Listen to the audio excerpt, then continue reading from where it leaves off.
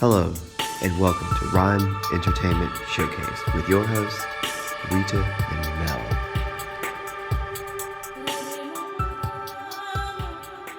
Hi everyone, and welcome to RIME Entertainment Showcase. Show 22 Already. Wow. Wow. This year has gone by so fast. So fast, indeed. And could be a good thing. Exactly. But anyway, we are speaking to Fabrizio Gammardella, who is a director, filmmaker, and producer. Super talented. Again, I'm sure you have all heard of the animated short A Piglet's Tale. If not, you need to stay tuned for the trailer that we will be showing because it is absolutely amazing. Exactly. It's won so many awards already, and it's been selected for so many other film festivals, which we can only congratulate Fabrizio and his team on. Yeah, definitely. And when you hear the interview, you're going to understand a bit more about Piglet's Tale, and just listening to his journey again, like all our interviews, is Inspirational. Exactly. Yeah. And also make sure you do stay tuned for that trailer, and also there is some exclusive news coming from Fabrizio itself, which is very exciting. Well, to watch. Exactly. But so in case you didn't know, Daryl has also launched his new album, so please make sure you head over to Spotify and download LIFE. I believe it's also available on iTunes as well. I've got it in my head. Yeah, I know. That's and fine. she's when you listen silently. to it. Yeah. Anyway, on with the interview. Watch the interview and be prepared to be inspired. And we'll see you after. Bye.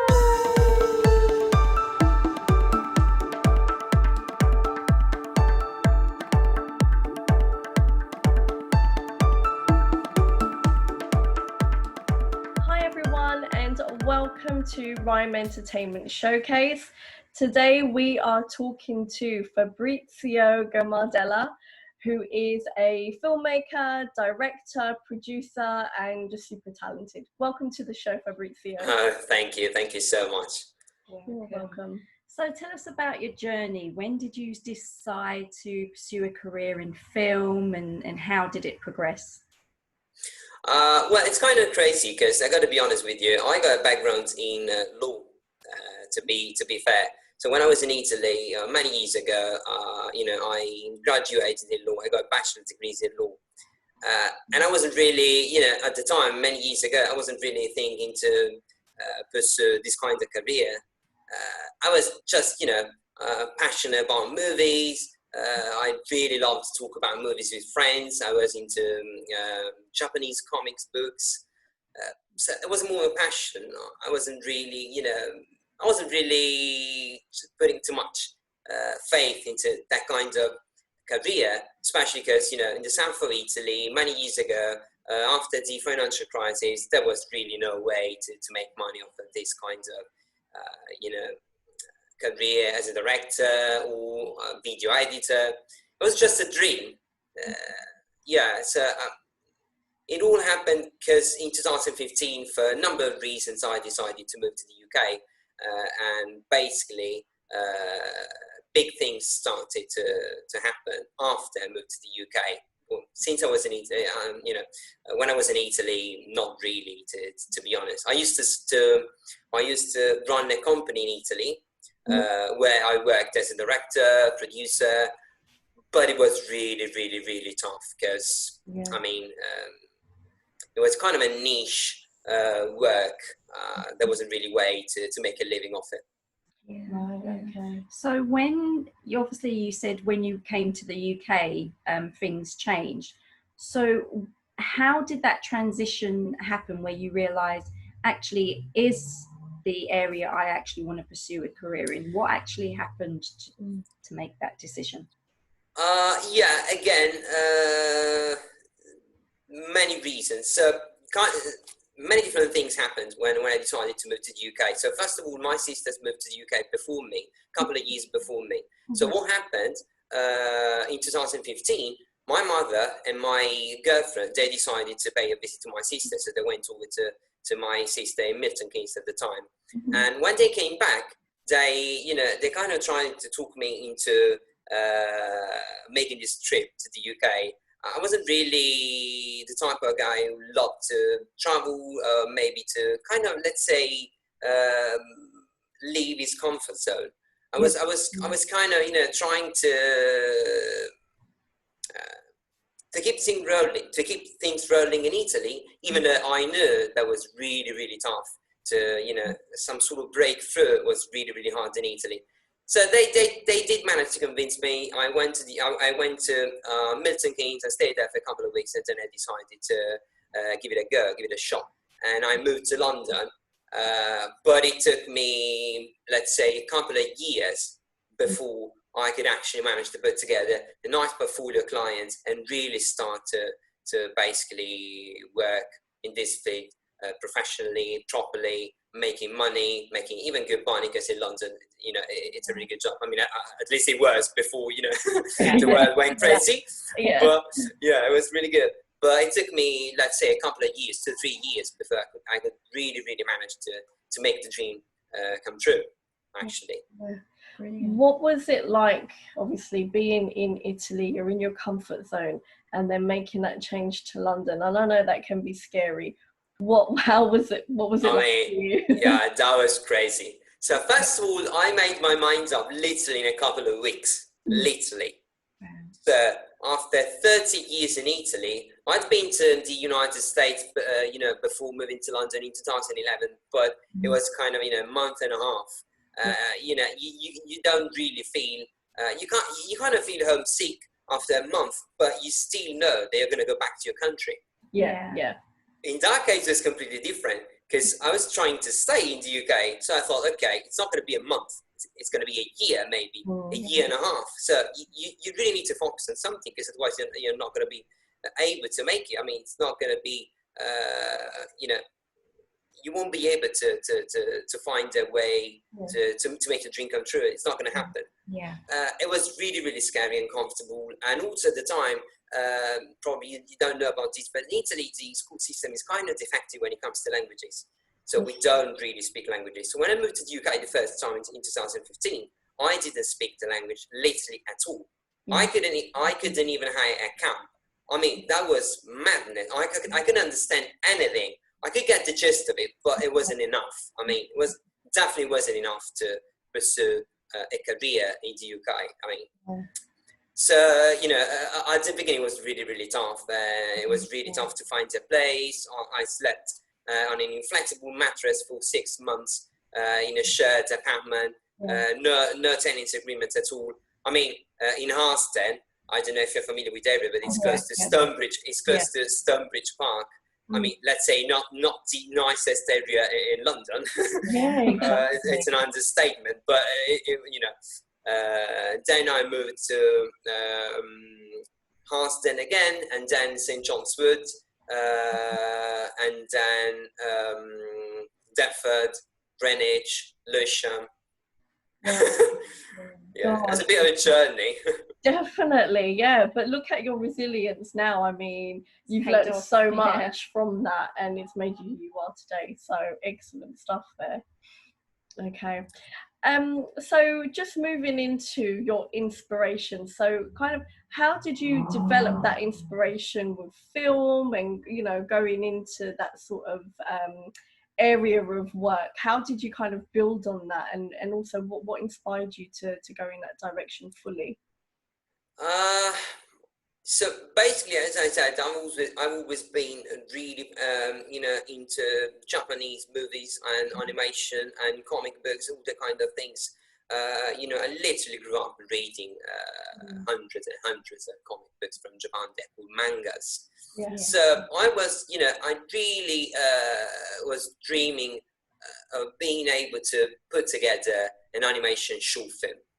But unfortunately, animation is extremely expensive. It's really complicated. It's really tough to put together an animation, because basically there's no room for mistakes, and each mistake is going to cost you a lot of money. Because obviously we are still talking about 2D traditional animation, which means that basically anything you're doing takes a lot of time. You're literally animating frame by frame, even though obviously you're not doing it on paper anymore, but it still takes a lot of time. So I didn't really, I've never had the chance to put together a team to make a short film. But while I was running this company in Italy, I got some money from another company to make a commercial. And I decided to make an animated commercial. And that worked really, really well. And it got purchased by the air company Lufthansa, the German airline company. And that was the first one. But it was more like, a commercials. There wasn't really a story behind. But it was the first one. So I thought, well, okay, maybe I can do it. Let's try again. And I tried again, made another one. Didn't go really well in terms of companies trying to buy the rights of it. But I decided to invest a bit more money and create some sort of ending. So kind of to put together some really simple storyline. And that was my first short film, Sister's Dream, that basically, got screened at the Walt Disney Concerts Hall in Los Angeles in 2017, won the Cifune Film Festival 2016, which is the biggest children film festival in the world, and got selected in some other film festivals.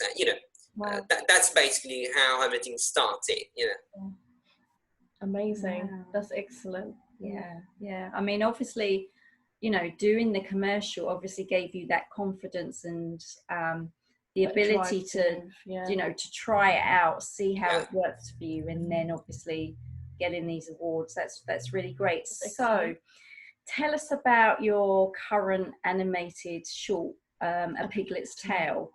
How did you come up with this concept, and can you share a little bit about the film storyline behind it? Absolutely. So before moving to the UK, I had been a vegetarian for pretty much 20 years of my life. But when I moved to the UK, something happened and I turned vegan. I've always been, an animal lover, so animal means a lot to me.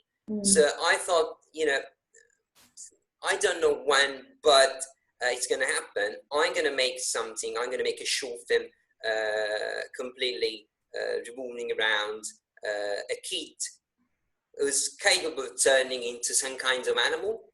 At the beginning, I didn't really know exactly which one, whether or not it was going to be a dog, a cat, or something like that. Because this kind of subject is really popular in Japanese animation. I mean, it's not something new, obviously. But the way I decided to work on this project was a bit different. So I wanted to use animation, because usually animation, it's meant to be for children. So when you put together an animation short film or even a feature film, people, they think straight away at something which is obviously suitable for children. But in my case, I thought, let's do something different. So let's make something which is for adults, basically. So trying to get across a different kind of message, a really strong message, something which is obviously not for children. And that's what really triggered something into my mind. And I spent 4 years of my life working on this project, putting my money into it at the beginning. And then, thanks to also one of your hosts, Hailish, we decided to put together a really nice campaign on Indiegogo to get some extra funds, obviously, for post-production, the kind of things. But it took me 4 years, and at the beginning, I was pretty much on my own, because not so many people were willing to put money into this kind of project, because it's extremely risky, obviously, because you're touching on something so thorny as animal welfare. And also, we are talking about a kid, and some really, really complicated relationships, between the kid and his family. So, because as I said, there's a psychology behind the movie, because it's not meant to be for children. But apparently it's going really well. So we managed already to, in a couple of months, we won 4 film festivals. We got selected in 10 film festivals, and we are finalists in a couple of film festivals. So especially in India, for some reason, it's getting recognized so much in India. To the point that I decided to submit to more Indian film festivals. Yeah, sure. I think they can relate so much to this kind of topic. Yeah, when it comes to animal welfare, when it comes to pigs, probably when it comes to cows, that's something. Yeah, that's something they feel really close to their kind of culture, which is completely different compared to the culture we got down in Italy, or maybe even in the UK. Even if in the UK, you know, there's a huge bigger movement compared to Italy, where it's pretty much non-existent. Yeah. But still in India, I feel that there's something different down there. They're really, they get the message straight away. And it's being recognized a lot in India, which is good. I mean, amazing. Definitely. Yeah, I mean, I think as well, and, you know, we're going to head over to the trailer after this interview. But again, you mentioned the psychological aspect of it. And from what I've seen of the trailer already, there's also this hint of bullying and this non-acceptance. And I mentioned this in our interview with Ailish couple of episodes ago practically, and I feel like it's really kind of something that a lot of people can connect with, even if it isn't just focused on the meat eating side of it, but even looking at it from different angles. Social media. You've done an amazing job with it, and you know, it's amazing. What's the feeling like now? I mean, you've won the awards, you've got selected for so many film festivals. How does that feel to you right now? Is it like, I can't believe this, or, you know, it's just an amazing journey? What's it been like for you so far? I'm going to be honest with you. I didn't really see it coming, to be fair, because at the beginning the idea wasn't really to get into film festivals. At the beginning, I had a completely different idea in mind. I was trying to make something. I really wanted to get a message across. That was it, to be fair. But the thing is, after, you know, you spend 4 years of your life, you do realize that obviously you need this project also to kind of make a step forward in your career as a director, as an animation director. You can't put it on the shelf, you know what I mean, and just say, okay, you know, the message got across, that's it. Because obviously, you know, many people got involved in the production of this short film. So obviously, you feel some sort of pressure, because you don't want to disappoint them, obviously, you know what I mean? Because it's their career as well. So I didn't see it coming so quickly, because at the end of the day, in a couple of months, usually takes 3, 4, 5, between 3 and 6 months before, obviously, you know, a short film, if it's a good short film, start to get recognized. But in a couple of months, in a month and a half, I think it's really impressive, and I'm happy. But you know, it's not me. This is a team job, and especially animation. So it's not me. You know, I'm not some kind of, you know, brilliant mind. You know, this is a team job. So many people brought their ideas to the table, and I'm really an extremely flexible person, individual, and I'm also an extremely flexible director. So if I think that there's an idea that it's working, I really don't care who came up with the idea. You know, it's like, why not? You know what I mean? Exactly. So, and that's why I think this project was so. I think it's decently successful at the end of the day. I think that because it was a team job and everybody could really feel that was an important part of the project. So not someone, you know, that got hired and that was it. No, especially the lead animator. I mean, Léana Lapointe from France, she spent 4 years of her life, and so many things happened to her and to me, obviously, because life goes on. But she really, she's the kind of person, never give up. It's her motto as well. I mean, she spent 4 years and she's been amazing. We called this short film our son, basically. Absolutely. I think team effort there, and it's so important again to just have the collection of ideas to make it flourish. And I think you've definitely all done such a brilliant job, but you brought it to life. and without that, again, where would it be? So excellent, love it. Yeah, brilliant. So what's in the pipeline for you right now? Well, that's quite interesting actually, because I got a really another one in the pipeline, short film, and I recently pretty much signed the contract with the whole team, and we got an amazing team on this one. So I wrote a new story. a couple of months ago, 3 months ago, called The Super Trump, like the Lady and the Trump. So it's about a stray dog. And that basically goes through a crucible to get reunited with a little girl that saved him when he was a puppy, finding him in a trash bag. That's so cute. But yeah, but they kind of drift apart and they get reunited by the end of the short film, basically. It's a really nice story. That's for kids, 100% for kids. And we managed to basically get on board a Marvel animator. So an amazing animator from Canada, from Italy, that works in Canada, that basically worked on the Avenger franchise. And also he worked on The Secret Life of Pets.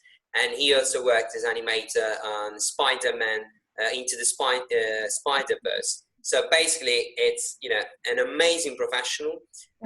We managed to get him on board, and we also managed to get on board 4 other really talented professionals. So we got the whole team ready, and today, in a few hours, we're going to have the first production meeting. And hopefully, in a year, this project is going to come to life. We're going to launch a campaign, this time in the United States rather than the UK. Because we are trying to reach a broader audience, basically. So we're going to try to launch the campaign in the United States rather than in the UK. Can even be Canada. I'm not sure at the moment, because it's something we are, you know, still in the pipeline. You know, we need to work out all the details. It's going to happen in spring, next spring. Yeah. But I've got already something, you know, got my hands full. Yeah, that's exciting. Definitely. Like, we, you know, definitely. I mean, we'll be following yourself on that project, and it sounds like such a beautiful storyline. Yeah. I mean, I think for adults as well as children. I think we're both. Yeah, it's for families. Yeah, the idea was to create something for families. Still, I wanted animals to be involved. So I really wanna try to again get an important message across, which is that basically, especially for kids. I mean, with dogs it's really easy, obviously, you know, because every kid wants a puppy. Yeah. So we know that. But still, there are a couple of moments in the film that I think can make them think a tiny, maybe a bit more deeply into the subject. So trying to really understand that they are living beings and their life needs to be respected and they need to be treated as such. But as I said, everything is for family, completely different vibe, bright colors. So it's going to be a really, really nice project. I'm sure of it. Definitely. Oh, I can't wait for that. Definitely keep us updated with Yeah. that. 100%. Excellent.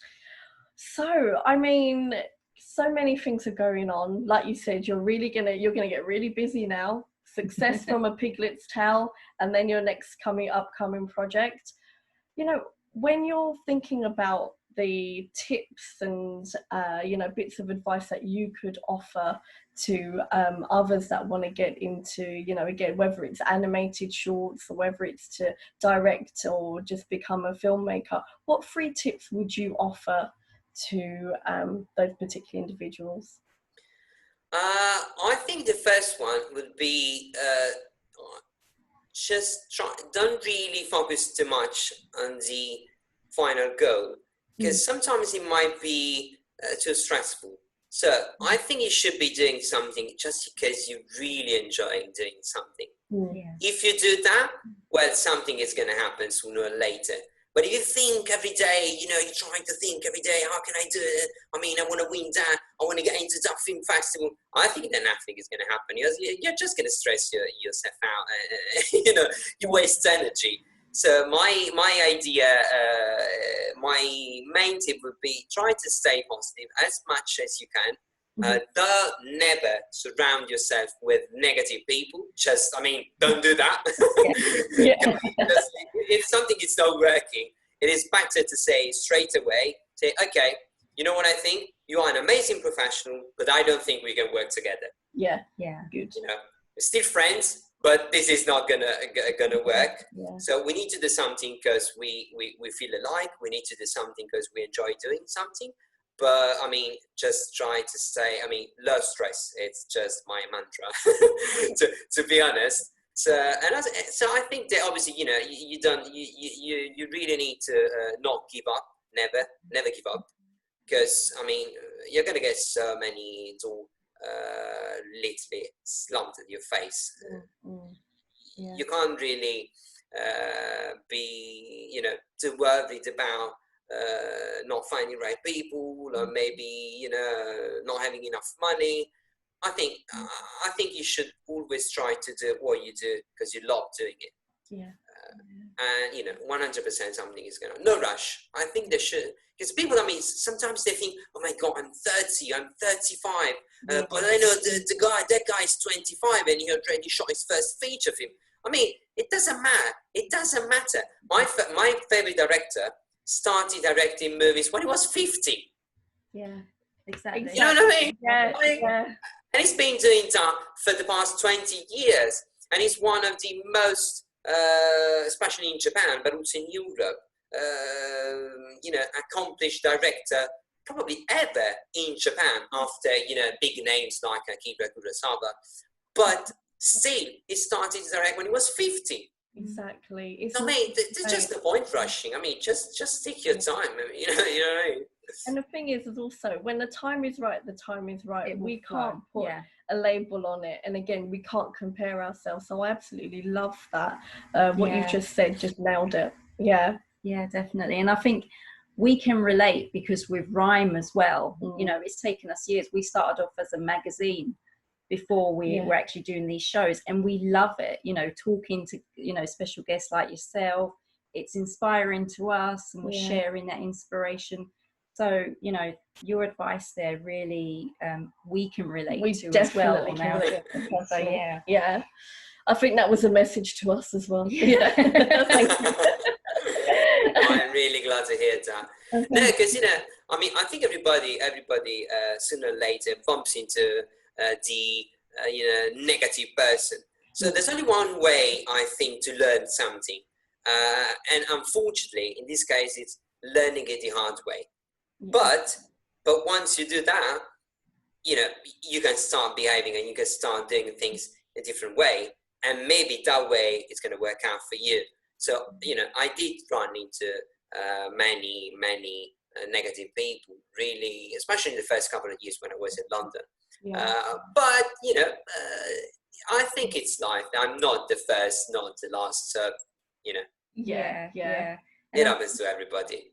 And unfortunately, with every, you know, every situation, there's A always, silver you get a lining. bunch of negative people, but Yeah. there are positive people out there. Yeah. Life will lead you to them. And you just learn from it and you move on. So it's okay. So it's still a positive thing. So we can still turn it into a positive no matter what.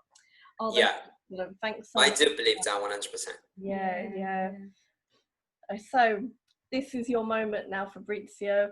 Plug all your social media. Where can our viewers find out more about you and your upcoming work, especially around A Piglet's Tale? Well, basically, there's my main website, where you can take a look at my main website. It's literally my name, surname, .com, basically. So that's my main website and my Facebook page, and the Piglet's Tale has got a Facebook page as well. But I think in a couple of weeks, we are going to create a new Facebook page for the new project, Supertron. Because we recently got all the backgrounds back from the background artists. So, and they look, I mean, they are amazing. We found this guy from Italy, really young and talented guy from the south of Italy. I really felt I wanted to give him an opportunity to work with big professionals, because this guy's really talented. And you know, he didn't disappoint me. So we got some amazing stuff already that we want to put on the Facebook page, which is, as I said, going to happen in a couple of weeks, a month. So, stay tuned.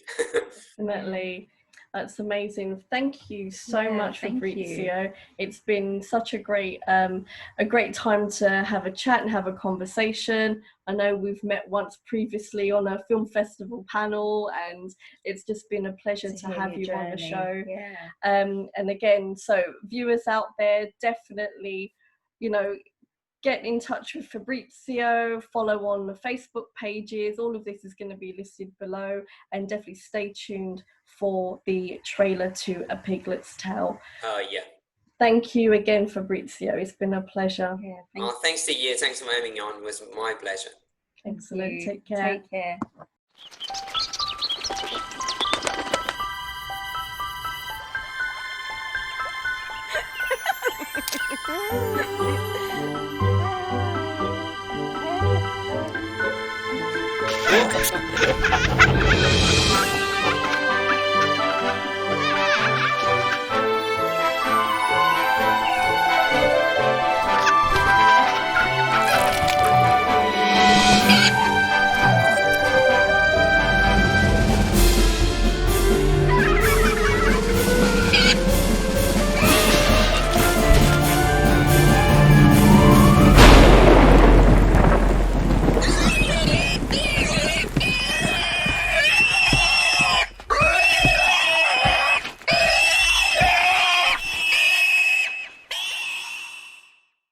So, what was it?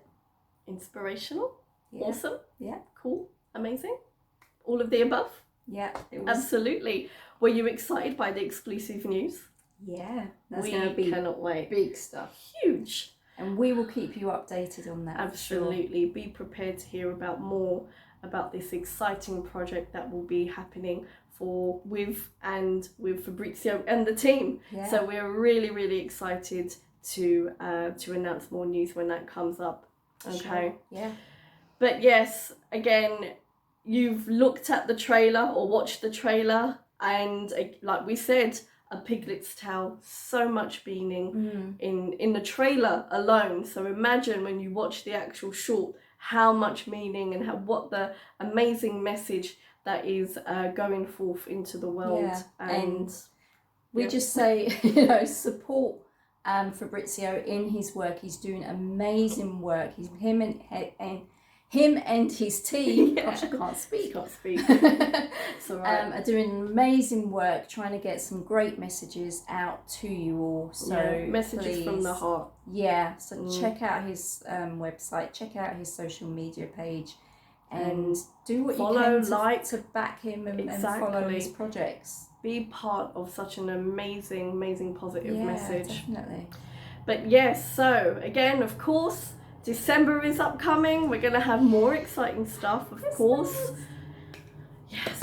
We haven't put our tree up yet. What's wrong with us? It's going up. It will be. It will be up. It'll be the new edition. Yeah.